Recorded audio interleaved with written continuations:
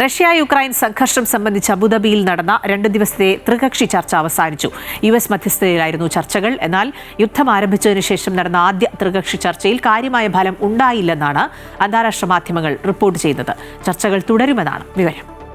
UAE president Sheikh Mohammed bin Zayed Al നഹ്യാനാണ് ചർച്ചയ്ക്കായി അബുദാബിയിലെത്തിയ പ്രതിനിധി സംഘങ്ങളെ സ്വീകരിച്ചത്. റഷ്യ ആരംഭിച്ച യുദ്ധം അവസാനിപ്പിക്കുക എന്നതാണ് പ്രധാനമെന്ന് ടെലിഗ്രാം ആപ്പിൽ നടത്തിയ പ്രതികരണത്തിൽ യുക്രൈൻ പ്രസിഡന്റ് വ്ളാദിമിർ സെലൻസ്കി സൂചിപ്പിച്ചതായി UAE ദേശീയ മാധ്യമങ്ങൾ നേരത്തെ റിപ്പോർട്ട് ചെയ്തിരുന്നു.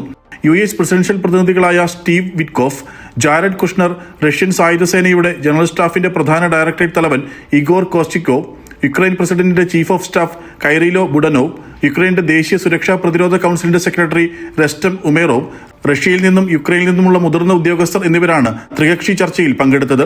യുദ്ധം ആരംഭിച്ചതിനു ശേഷം 17 തവണ തടവുകാരുടെ കൈമാറ്റത്തിന് UAE മധ്യസ്ഥത വഹിച്ചിട്ടുണ്ട്. റഷ്യ-യുക്രൈൻ യുദ്ധം ആരംഭിച്ചതിനു ശേഷമുള്ള ആദ്യ ത്രികക്ഷി ചർച്ചയാണ് അബുദാബിയിൽ നടന്നത്.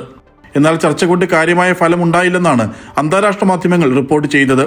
വരും ദിവസങ്ങളിൽ ചർച്ചകൾ തുടരുമെന്നും റിപ്പോർട്ടുണ്ട്. Amrita news, Dubai.